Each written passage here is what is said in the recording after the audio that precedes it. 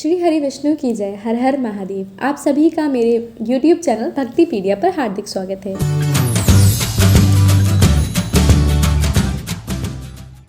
आप सभी को वैकुंठ चतुर्दशी की हार्दिक शुभकामनाएं।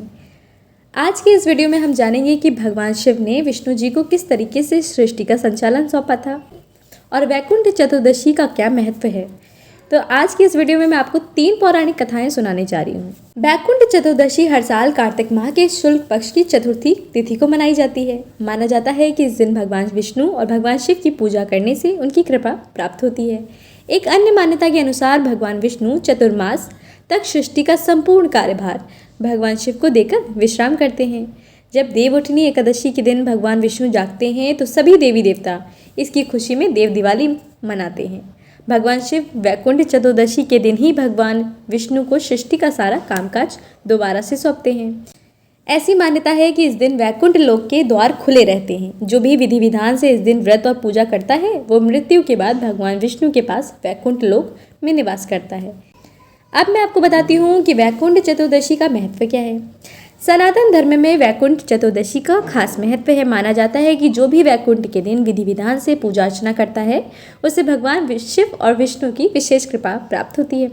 शास्त्रों के अनुसार भगवान विष्णु चतुर्मास तक सृष्टि का पूरा कार्यभार भगवान शिव को देकर विश्राम करते हैं। इसके बाद भगवान विष्णु जब देवउठनी एकादशी पर जागते हैं तो वे भगवान शिव की भक्ति में लग जाते हैं। मान्यता है कि वैकुंठ चतुर्दशी के दिन भगवान विष्णु और शिव एक ही रूप में होते हैं। मान्यता है कि कार्तिक मास के शुक्ल पक्ष की चतुर्थी तिथि को जो भी वैकुंठ चतुर्दशी का व्रत करता है उसका पालन करता है के लिए स्वर्ग के द्वार खुल जाते हैं। इस दिन जो भी भक्त विष्णु जी का पूजन करता है वह वैकुंठ धाम को प्राप्त होता है। वैकुंठ चतुर्दशी का ये व्रत शैवों और वैष्णवों की पारंपरिक एकता का प्रतीक है। तो अब मैं आपको सुनाने जा रही हूँ वैकुंठ चतुर्दशी की वो 3 पौराणिक कथाएं जिनको सुनकर 14,000 पापों से भी मुक्ति मिल जाती है। वैकुंठ चतुर्दशी की पुराणों में प्रमुख रूप से 3 कथाएं मिलती हैं जिनके बारे में कहा जाता है कि इन्हें वैकुंठ चतुर्दशी के दिन पढ़ने से 14,000 पाप कर्मों का दोष मिट जाता है। तो इसीलिए इस वीडियो में मैं कथाओं को एक साथ ही आपको सुनाने वाली हूँ। अब मैं आपको पहली कथा सुनाती हूँ। वैकुंठ चतुर्दशी की पौराणिक कथा के अनुसार एक बार की बात है, नारद जी ने पृथ्वी लोक में घूम रहे थे। वैकुंठ धाम पहुंचे घूमते घूमते। भगवान विष्णु ने उन्हें आदरपूर्वक बिठाते और प्रसन्न होकर उनके आने का कारण पूछा। नारद जी कहते हैं, हे प्रभु, आपने अपना नाम कृपा निधान रखा है, इससे आपके जो प्रिय भक्त हैं ना वही तर पाते हैं, जो सामान्य नर नारी हैं वे वंचित रह जाते हैं। इसीलिए मुझे कोई ऐसा सरल मार्ग बताइए जिससे सामान्य भक्त भी आपकी भक्ति कर मुक्ति पा सके। ये सुनकर विष्णु जी बोले, हे नारद, मेरी बात सुनो। कार्तिक शुक्ल के पक्ष की चतुर्थी को जो नर नारी व्रत का पालन करेंगे और श्रद्धा भक्ति से मेरी पूजा अर्चना करेंगे उनके लिए स्वर्ग का द्वार साक्षात खुल जाएगा। इसके बाद विष्णु जी जय विजय को बुलाते हैं और उन्हें कार्तिक चतुर्थी को स्वर्ग के द्वार खुले रखने का आदेश देते हैं। भगवान विष्णु कहते हैं कि इस दिन जो भी भक्त मेरा थोड़ा सा भी नाम लेकर पूजन करेगा वह वैकुंठ धाम को प्राप्त हो जाएगा।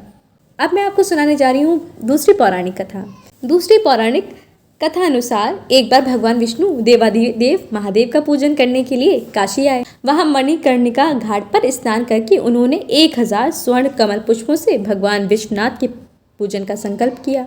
अभिषेक के बाद जब वे पूजन करने लगे तो शिवजी ने उनकी भक्ति की परीक्षा के उद्देश्य से एक कमल पुष्प कम कर दिया। भगवान श्री हरि को पूजन की पूर्ति के लिए 1000 कमल पुष्प चढ़ाने थे।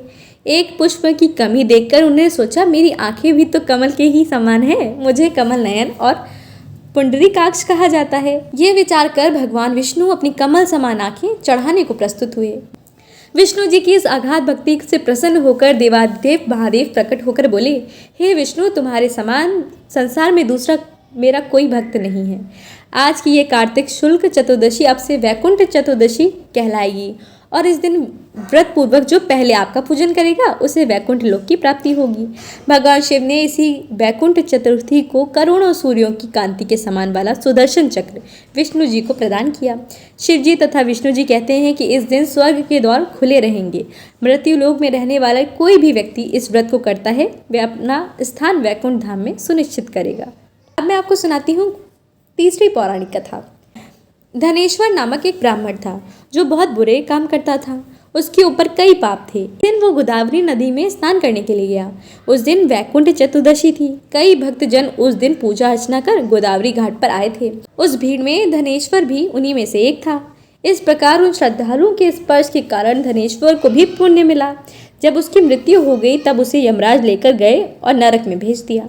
तब भगवान विष्णु ने कहा, ये बहुत पापी है, पर इसने वैकुंठ चतुर्दशी के दिन गोदावरी स्नान किया है और श्रद्धालुओं के पुण्य के कारण इसके भी पाप नष्ट हो गए, इसीलिए इसे वैकुंठ धाम मिलेगा। कहा धनेश्वर को भी वैकुंठ धाम की प्राप्ति हुई।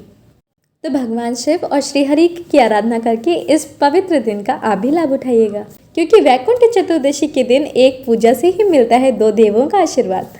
तो अगर आपको ये वीडियो पसंद आया है तो वीडियो को लाइक ज़रूर कीजिएगा। अगर आप मेरे चैनल पे पहली बार आए हैं तो चैनल को सब्सक्राइब कीजिएगा और कमेंट बॉक्स में श्रीमन नारायण नारायण हरि हरि लिखना तो बिल्कुल मत भूलिएगा।